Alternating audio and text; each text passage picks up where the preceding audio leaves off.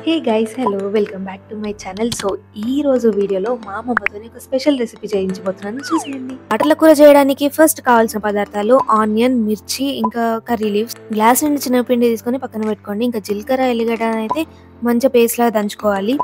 కింద మెన్షన్ చేసిన క్వాంటిటీలో ఉప్పు, కారం, పసుపు అన్నీ యాడ్ చేసుకోండి.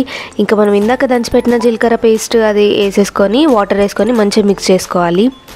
స్టవ్ పైన బౌల్ పెట్టుకొని దాంట్లో 2 టేబుల్ స్పూన్ ఆయిల్ వేసుకొని దాంట్లోనే ఆవాలు, కరివేపాకు, మిరపకాయలు అండ్ ఆనియన్స్ వేసుకొని మంచిగా మిక్స్ చేసుకోండి.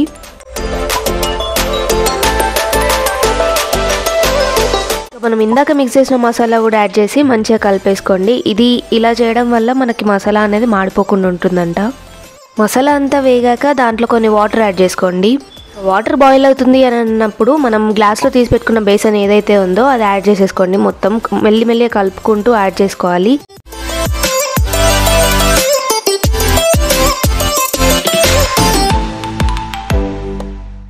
శనగపిండి మొత్తం మసాలాతో మిక్స్ అయ్యే వరకు మంచిగా కలుపుకోండి. ఇంకా అది మూత పెట్టేయండి ఒక 5-10 మినిట్స్ వరకు. పక్కనే మనం రసం చేసుకోవడానికి చింతపండు అయితే నానబెట్టుకున్నాము. ఇంకా ట్రేలో మనం ఆయిల్ అప్లై చేసేసి శనగపిండితోని మనం ఇందాక చేసుకుంది ట్రేలో వేసేసి మంచిగా స్ప్రెడ్ చేయాలి. సో దట్ మనం కట్ చేసినప్పుడు నీట్గా రావాలి. వేడివేడిగా ఉంటుంది. సో పక్కన వాటర్ పెట్టుకొని వాటర్లో హ్యాండ్ పెట్టుకుంటూ దీన్ని స్ప్రెడ్ చేయండి. ఈ కర్రీని మా దగ్గర పాటల కూర లేకపోతే బిళ్ళల కూర అని అంటారు. మీ దగ్గర ఏమంటారో కామెంట్ సెక్షన్లో మెన్షన్ చేయండి.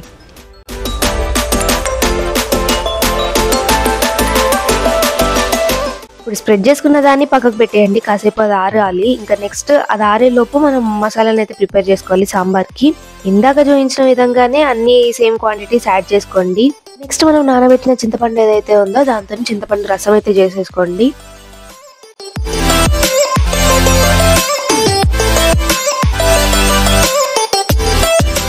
ఇంకా స్టవ్ పైన బౌల్ పెట్టుకొని దాంట్లో ఆయిల్ వేసేసి ఆవాలు, కరివేపాకు, మిర్చి, ఆనియన్స్ వేసుకొని మంచిగా ఫ్రై చేసుకోండి. ఇక్కడ మనం బిళ్ళలకి ఎలా అయితే ప్రాసెస్ చేసామో అలాంటి ప్రాసెస్ ఇది కూడా సేమ్. కాకపోతే బిళ్ళల దాంట్లో డైరెక్ట్ మనం బేసన్ యాడ్ చేసాము. దీంట్లోనేమో మనము చింతపండు రసం యాడ్ చేస్తాము. ఇంకా కొంచెం ఇంగువ వేసుకొని మంచిగా మిక్స్ చేసుకోండి. ఇది మిక్స్ చేశాక 1/2 టీ స్పూన్ మెంతి పొడి వేసుకొని మళ్ళీ మిక్స్ చేసుకోండి మంచిగా. ఇందాక మనం ఒక గిన్నెలో మిక్సర్ రెడీ చేసుకుని పెట్టుకున్నాం కదా, అదే వేసేసి మంచిగా ఫ్రై చేసుకోండి. ఇంకా దీంట్లోనే మనం స్టార్టింగ్లో దంచి పెట్టుకున్న జీలకర్ర, ఎల్లిపాయ పేస్ట్ వేసుకొని మంచిగా మిక్స్ చేసుకోండి.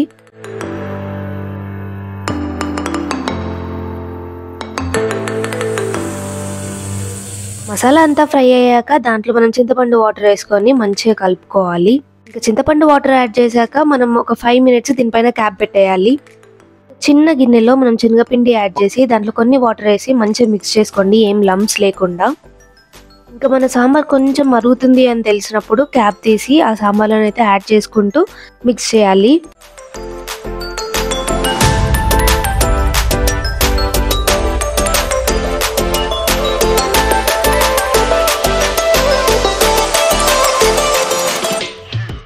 శనగపిండి వాటర్ యాడ్ చేసుకోవడం అయిపోగానే దీంట్లోనే కొంచెం చిటికెడు గరం మసాలా వేసుకోవాలి.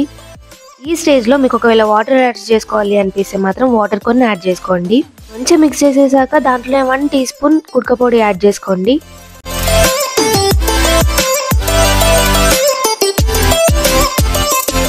ఇంకా మా అమ్మమ్మ ప్యారలల్గా అన్నం కూడా వండిస్తుంది. కొత్తిమీరని మంచిగా వాష్ చేసి కట్ చేసి ఈ సాంబార్లోనైతే వేసేసుకోండి. కొత్తిమీర వేసి మంచిగా మరగనివ్వాలి. ఇంకా అది మరిగే వరకు మనం బిళ్ళలు కట్ చేసుకుందాము.